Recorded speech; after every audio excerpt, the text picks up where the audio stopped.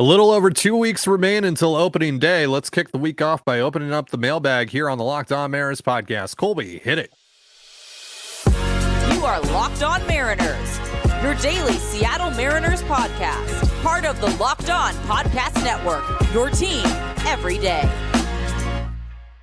Ahoy, sailors. It is Monday, March 11th, 2024. This is Ty Gonzalez and Colby Patnode for the Locked On Mariners podcast, brought to you by FanDuel.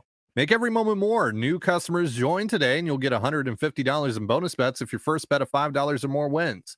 Visit FanDuel.com/locked on. That's LOCKDON to get yourself started. Thank you so much for making us your first listen, subscribe, like, and turn on alerts if you're watching on YouTube, or subscribe and leave a 5-star review on your preferred podcast platform if you like what you hear.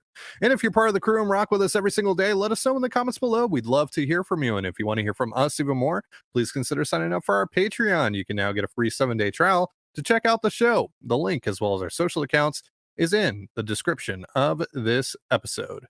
This is Mailbag Monday, the show where we answer your Mariners questions, and we're going to start here with Christopher, who wants to know thoughts on the Jarred Kelenic deal now that both of the players the Mariners acquired will need Tommy John surgery. So, of course, a couple weeks ago, we found out that Cole Phillips needs a second Tommy John surgery. He's undergone that already. Now, Jackson Kowar follows suit as of a couple days ago after a really impressive first couple of outings down in Arizona. So we've talked about this. The Kelenic deal optically was terrible, but do you feel any worse about it now that we know about Kowar and Phillips, Colby? No. Why is that? No. That's my entire answer. No, because no. Yeah. I'm not relitigating this again. It was always a bad trade. We knew it was always a bad trade. The Seattle Mariners knew it was a bad trade. But unfortunately, it was a trade that they felt they needed to do to clear up the now, I don't know, stolen, let's call it, space in payroll that they needed to go out and have the offseason they wanted. So, yeah, unfortunately, that trade was always about what they were giving up, what they were getting rid of. And that was the Marco contract, and that was the White contract, and that was more valuable than getting something of value for Jarred Kelenic. And I think we have come to the realization and basically had it confirmed that the Mariners were getting rid of Jarred Kelenic regardless. He was not going to be on this team Right. this upcoming year. He wasn't a fit in that clubhouse, whatever. Could they have traded him for more than they got if they didn't attach the Marco and Evan White trade to him? Yeah. I mean, almost certainly. But they didn't, because again, it was not about just maximizing value for Jarred Kelenic. It was about getting rid of those contracts so that you can go and do anything in the off season. Because if you don't make that trade, you're not doing a lot of the stuff that they were able to do. You might not even have Mitch Garver. You don't have Ryan Stanek.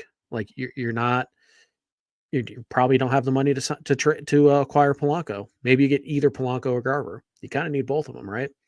So no, the recent injury doesn't change my mind about that trade. It was bad then. It's bad now. It doesn't get any worse just because one of the guys got hurt. It was always bad. Yeah. And everybody knows it and everybody acknowledges it. So no, my opinions on the trade haven't changed at all. How could they? Yeah, I think my feelings on the injuries, especially Kowar, because I was pretty high on Kowar, are more so independent of the trade. I'm just bummed for Jackson Kowar, who it seemed like maybe the Mariners had actually identified something there, and maybe they were going to be able to get more out of Kowar than anyone else has up to this point. So I'm pretty bummed about that. I'm obviously really bummed about Cole Phillips, who's going to be even further removed from having a full season's worth of work. Last time he did that was 2019. It's going to be probably 2026 at the earliest that he's able to pitch a full season again. So yeah, that's just like, for me, I'm more so bummed just for the players, right? Because the trade to me could not get any worse than it was. We know what that represented. We know what the driving force of that deal was. It's embarrassing. It was terrible. It was absolutely rock bottom for this offseason. So Next question here from On the Diamond and Into the Deep. Who are your dark horse bullpen arms? Colby? Apparently nobody. Why Thank you is very that? much, Mr. Ryan Divish. Ah, I had the answer. what did Queued up. Divish do? And I had the answer. I'm not telling you I had a answer. I had the answer, like the correct answer. Right. And then Divish went ahead and he posted a video of Tyson Miller throwing a bullpen. Baby Seawald, as they're calling him. Yes.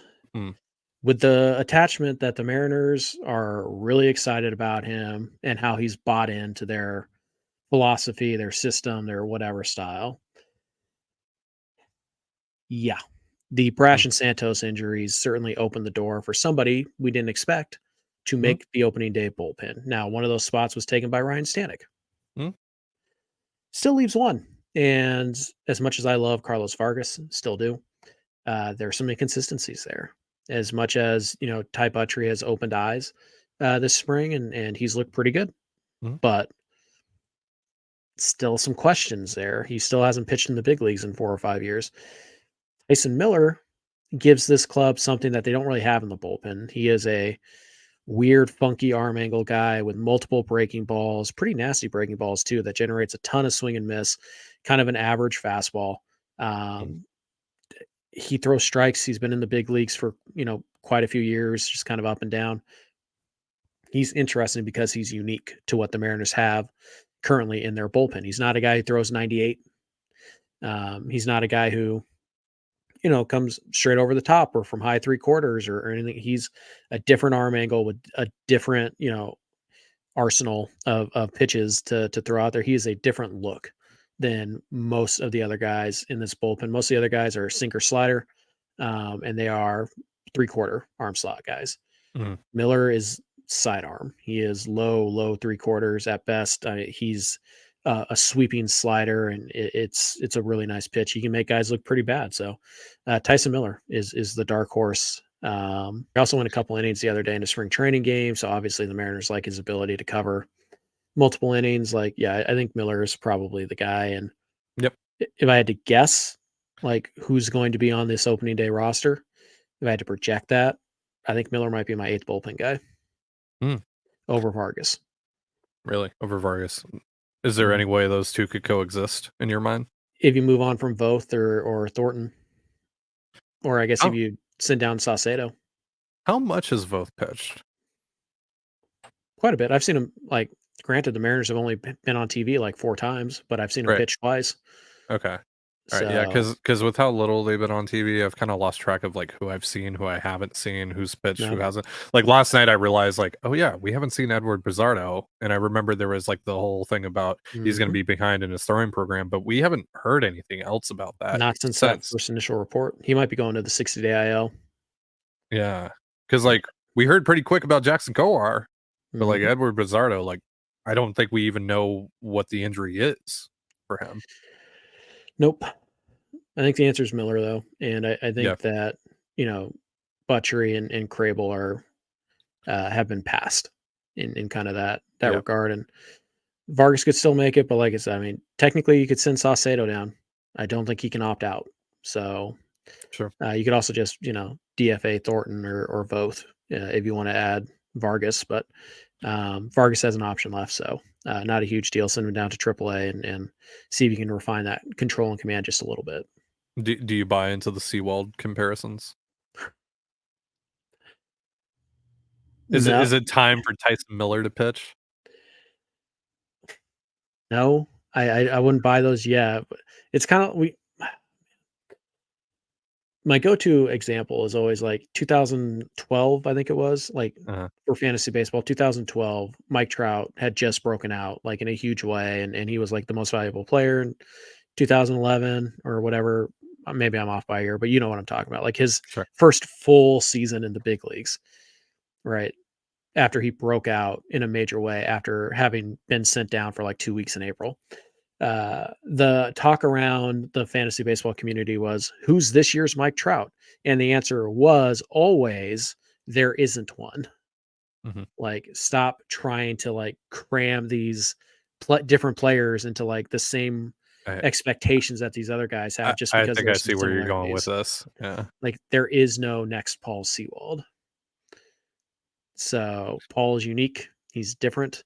Hmm. Tyson Miller is not the next Paul Sewald. He's the only Tyson Miller. Interesting. Interpret that however you want. I certainly will. All right, we're going to answer more of your questions in just a moment. But first, a reminder, this episode of the Locked On Mariners podcast is brought to you by FanDuel.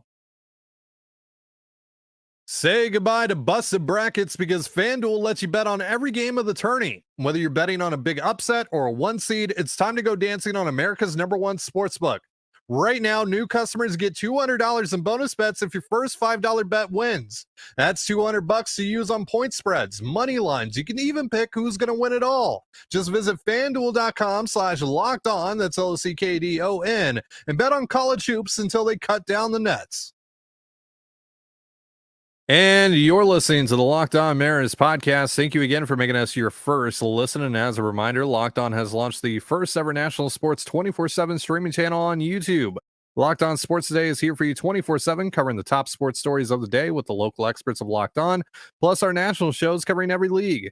Go to Locked On Sports Today on YouTube and subscribe to the first ever national sports 24/7 streaming channel, part of the Locked On Podcast Network, your team every day.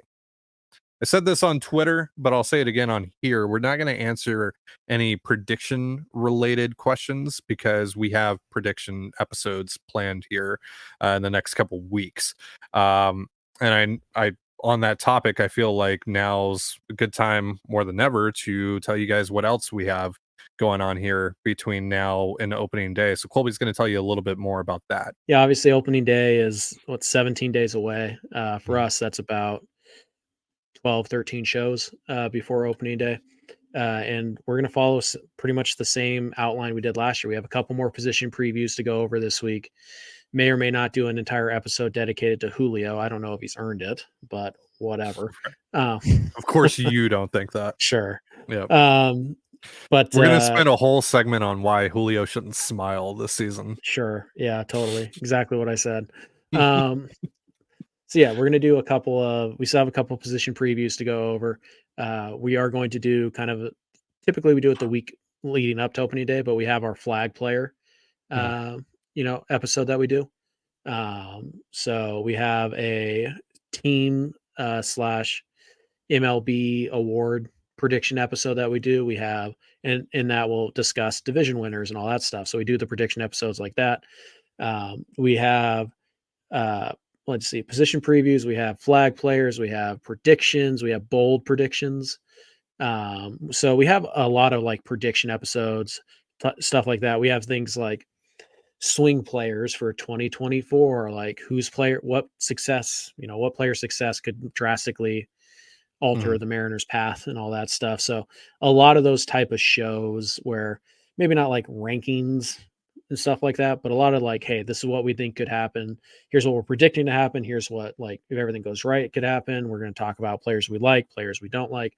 So like, it's pretty standard, like what we talked about last year. It's flag players, it's bold predictions, it's, who's our Cy Young pick. It's all that stuff is going to be over the next couple of weeks. So you guys are going to get plenty of that talk over the next few weeks. And then once opening day gets here, that's when we, more or less, we flipped a switch from off-season talk to breaking down the latest game and all that fun stuff. So yeah, we're getting back into kind of a more normal schedule where everything's kind of, what you guys know, what we're going to talk about on a day-to-day basis. So I'm excited to get there. It's can sometimes be a grind once we get in season, but it's nice. It's nice to know what we're going to talk about on a day-to-day basis. And we're also going to continue Mailbag Mondays. So don't worry about that. We got a couple more of those before opening day as well.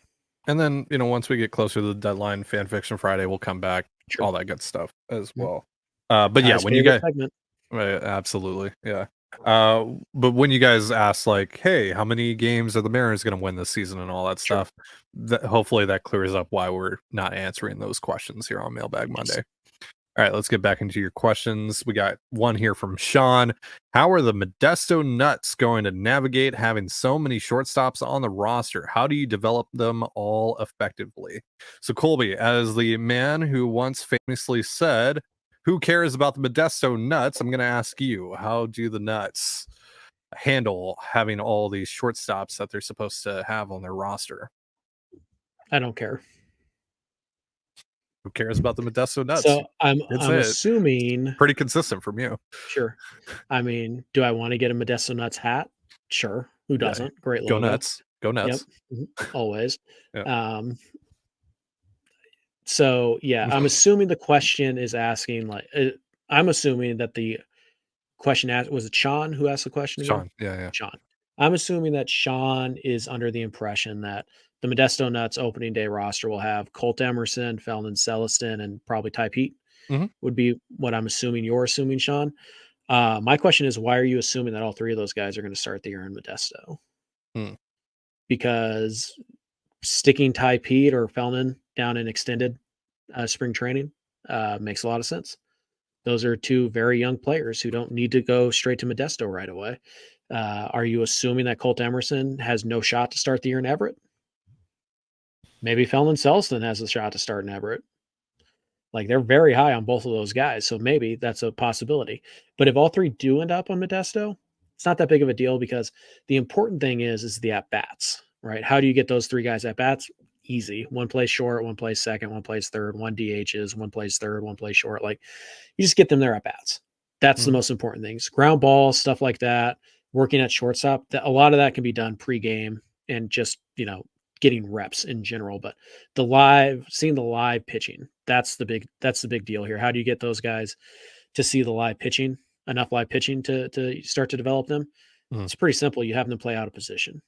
And for somebody like Emerson, who's probably headed to third base eventually anyways, maybe you just make that decision now. He still plays some short, but I think Emerson is probably destined for third base. I think Ty Pete, I think most people see him probably destined for the outfield. So you'll probably see them play a little bit of those positions. But the important thing here is getting those guys at bats against live arms. You can easily accomplish that. Don't worry about how they divvy up, innings played at shortstop. Worry about, are those three guys getting the at bats they need? And the answer is yes, because they'll move guys around as needed. So if we are to assume that they all start in Modesto, which I'm not going to assume, I think it's probably the safest bet, but you never know. But if they all start in Modesto, I'm not worried about it. They'll all get plenty of at-bats. All three will be in the lineup pretty consistently for most of the year, I would imagine, for Modesto. And it's only really a headache or whatever you want to call it until Emerson ends up in, Everett, or maybe even Felton ends up in Everett. And I don't anticipate that taking all that long, to be perfectly honest. So we'll see what the assignments are. That's always fun when we get the minor league assignment rosters. But it's not an issue. You just find a way to get these guys in the lineup and get them at bats. That's the important part. By the way, I just realized, which is absolutely silly because you and I have been in this room together for like the last hour. Your lighting is fixed. I'm sure a lot of people care. How did you get rid of the redness? I don't know. Did it I just turned happen? on the camera today, and here we are. By the way, Luis Urias short hopped Ty France at first base, but France was able to handle it. Oh no! Oh no! Oh, no! JD Davis is out there. Oh boy! Oh brother! Yeah. By the way, no JD Davis questions today. I mean, it literally happened got late, released. but yeah, but still, I put out like a reminder, like a couple hours beforehand, like once the news was out there. Yeah, we'll see. Logan looks good, by the way. There we go. All right. Cy Young Gilbert. Tyler wants to know, what do you make of Luke Raley's slow start? Any merit to adding a guy like Tommy Pham at this point, or wait and see? I'm not too concerned about it. Just like I'm not too excited about. Not care. Right. Just like I'm not too, overly excited about anyone's success this spring. I'm not overly concerned about anyone's struggles this spring. Guys are working on things. Guys get off to slow starts. I mean, we're talking about literally a handful of at-bats at most for all of these guys, right? Jorge Polanco's not going to hit 500 for the entire season, right? And Luke Raley's not going to hit, 067 or whatever it is right now for the whole season. Maybe says the Colton Wong lover. Right. Out of the two of us, I'm the Colton Wong lover. That's right. Yeah. It's true. But yeah, no, it's not concerning, nor is it like super exciting. Like, to me, it's more exciting when you see like Cole Young hit the opposite field double against like a legit big league lefty. Like that's exciting. Yeah. When, Luke Raley goes 0 for 2 against, a number 4 starter on March 10th. I'm not panicking. The Mariners haven't even really gotten their starter like a normal amount of reps yet for them. Like today is the closest we've come to an opening day lineup by far. Yeah. So no, I'm not worried about, what he's doing in spring training. I don't care about what your numbers are. They're pretty meaningless. And honestly, because I can't watch most of the at bats, thank you very much. Right. It's kind of hard to know, like, what do the at bats look like? Is he chasing? Right. And even if he is, like, okay, like right now it's just about seeing pitches. You just want to see live pitches. And so that's my only concern is, are you tracking the ball? Are you getting your reps? And the Mariners have about 2 weeks left to spring training games. I would imagine we're going to see the starters start to get into a lot of games over the next, 10 days or so before they ramp back down before opening day. So no, I'm not worried. Is Pham interesting? I mean, he kind of always was. Yeah. Independent of the Raley struggles in spring. But my question is just like, how do you get him on this roster? Right. Same thing as, Michael A. Taylor, Adam Duvall. Same Have thing as any of JD those Davis. guys signed, by the way?